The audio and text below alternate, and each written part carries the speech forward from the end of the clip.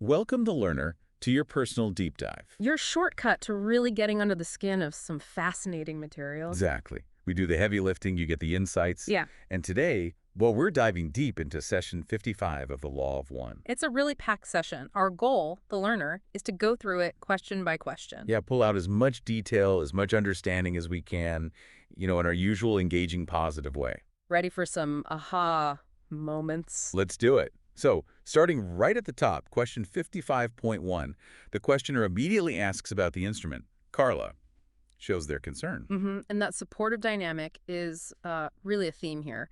Ra confirms there's physical weakness. Cause a psychic attack. Yes, but, and this is important for you, the learner Ra makes it clear her vital energies are actually fine. Why? Because of the healing work the group was doing. It highlights that power of positive, focused intention, doesn't it? Absolutely. Ra also mentions a predisposition to this kind of weakness. Right, linked to incarnative processes, sort of Yeah. like energetic patterns carried over. Precisely. Vulnerabilities from past experiences, you could say. Okay, so question 55.2 follows logically. How can they help alleviate this psychic attack? And Rai's answer here is, well, profound. It's not about complex rituals in this context. No, it's about the instrument feeling the group's care. That appreciation creates the biggest contrast to the attack's negativity. It's an atmosphere of psychic support. And Ra says this support is actually a subconscious function. Stemming from their genuine positive feelings, attitudes, emotions, spiritual orientation towards her. Yeah, they're honest distortions, as Ra would say, which leads to that incredible line. Oh, yeah. There is no magic greater than honest distortion toward love. Just, wow. It really lands, doesn't it? For you, the learner, that's such a key takeaway. Genuine love and care are the ultimate power. It's the foundational positive distortion, right? Mhm. Moving away from pure unity, but towards connection and care. Exactly. That's the strongest shield. All right, question 55.3. The focus shifts a bit. Polarization, Orion entities. The questioner is asking for clarification on Orion and negative planetary entities kind of bidding for contact. And Ra explains how negative polarization gets amplified. It's heavily boosted by subjugating or enslaving others, It's a dynamic where the enslaver gains negative polarity. while the one enslaved loses negative polarity, but develops a stronger desire for more negativity. Or power. You desire for more, yeah.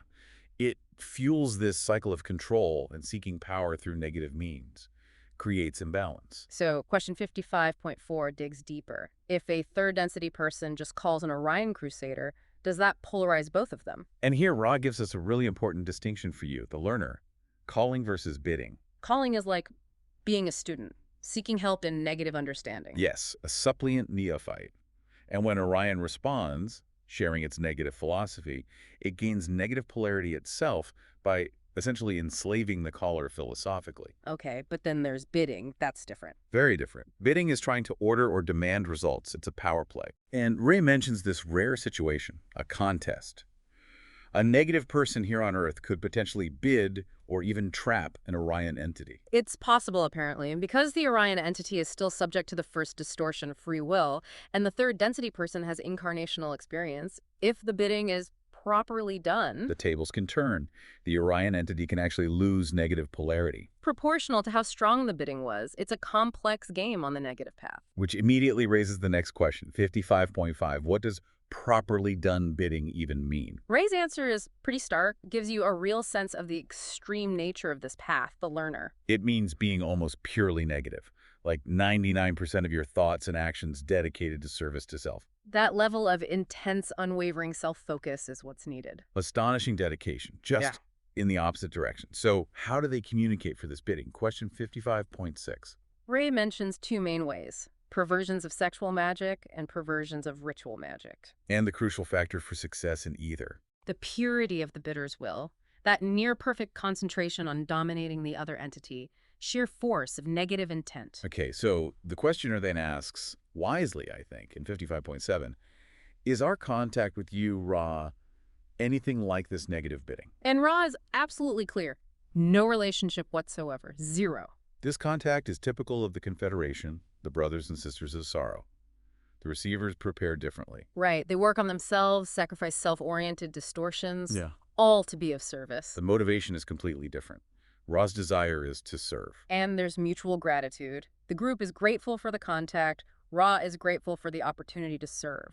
It's important to note, the learner, Ra points out, this doesn't mean anyone involved is perfect. Not at all. Both the group and Ra have distortions, work with catalysts, but the overriding desire is service. And that desire, combined with the group's specific energy signature, their harmonics, allows Ra to be a channel for the infinite creator. Which leads to another profound statement for you to ponder, the learner. Things come not to those positively oriented, but through such beings. It's about being a willing conduit, actively choosing service. That's what opens the channel. A really powerful distinction. Okay, question 55.8 touches on something from a previous session, blockages in blue and indigo rays relating to energy transfer. And Ra basically says, hold that thought. Yeah, we haven't covered the intermediate material yet, asked to bring it up again later. It's a good reminder for us, the learner, that understanding builds layer by layer. You can't always jump ahead. True. So, question 55.9 shifts gears. Back to pyramids. Pyramid shapes. The questioner notes they keep coming up, but Ra sometimes says shapes aren't that important, yet they seem linked to body energies. It's a bit confusing. Yeah, trying to reconcile those ideas to the specific questions about an intersection. Right, where the triangles forming the sides meet at the first level, creating a kind of horizontal diamond shape internally. And Wright admits, our math, our geometry doesn't quite have the language for it. Because these shapes are designed to work with the time-space parts of us, the mind-body-spirit complex. So this intersection point exists in both space-time and time-space. Yeah, and in our 3D view, it looks like one point where two lines cross when projected. It's multi-dimensional geometry, really. Fascinating. So in 55.10, the questioner does some math, calculates this point at about 1/6 of the triangle's height. Then Ra says, Substantially correct. And expresses pleasure at the questioner's perspicacity. Nice word. haha, yeah. It shows careful thinking pays off, doesn't it, the learner? So, based on this calculation, 55.1, the questioner suggests the Queen's Chamber in the Great Pyramid is the initiation chamber. Ra acknowledges this gets at the outer teaching, the more common understanding. And this is key for you, the learner. Ra says, nope, the Queen's Chamber is not right for healing work. Why not? Because it has a more synergic configuration of energy. Not the centered being energy needed for healing. Different purpose. Which leads directly to 55.1. If not the Queen's Chamber, then the King's Chamber for healing. And Ra says, Correct. While also gently noting, that's your terminology, not ours. A little reminder about language limits. always good to keep in mind. Question 55.13 then asks about a chamber below the pyramid, apparently aligned with the King's Chamber. Ra confirms, yes, there's value in pursuing this line of questioning, identifies it as a resonating chamber. And adds a crucial detail for you, the learner. For healing catalyst work, the bottom of such a structure needs to be open. To allow for the right kind of energy distortions, presumably. Interesting. Okay, 55.14 brings up a specific book, Life Force in the Great Pyramid, connecting the Ankh shape to pyramid resonance. Ra's response is a bit dismissive. Uses the analogy working with crayons. Yeah, suggesting it's a very simplified take on things. Ra says the real significance of shapes like the Ankh, the Crux, and Sakta. Is placing mathematical relationships in coded form, symbols holding deeper formulas. Less about the shape itself, more about the principles it encodes. Got it. Question 55.15. Is the pyramid's apex angle 76 degrees 18 minutes? Critical. Ra confirms, yes, appropriate for the intended healing work. Precision matters. Suggests deliberate design, doesn't it, the learner? Not accidental. Definitely. Which brings us to the last main question, 55.16, about those small chambers above the King's Chamber. Ra signals this needs a more general explanation and will be the last full query. Explains that when someone's positioned for healing, their life energies get briefly interrupted or intersected by light. Right. And the healer, using a crystal, manipulates the aura, the energy centers.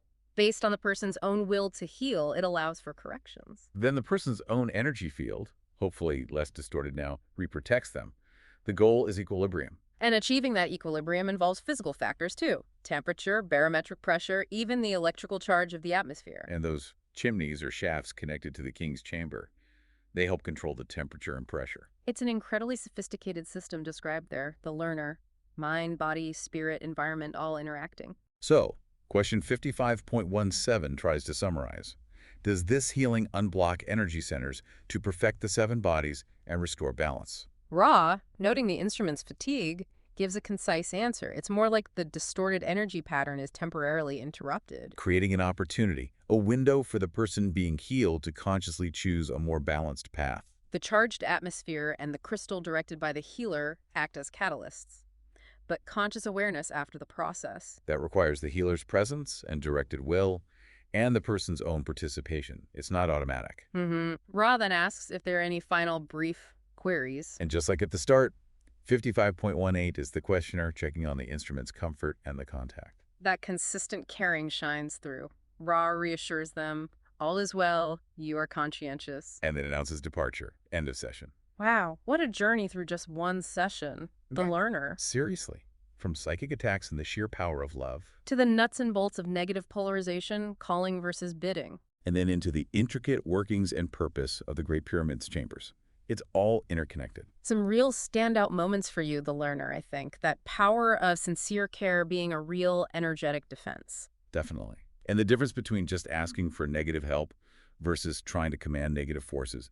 Such a fine but critical line. And understanding symbols like the Ankh, not just as pictures, but as coded math, coded energy principles. This deep dive, the learner, it's not just facts, is it? It's a framework, a way to see the deeper energetic realities playing out. It really invites reflection on our own intentions, our own desires, how they shape our reality. And how service to others, that honest distortion toward love, can be practically applied. So maybe a thought for you to carry away, the learner.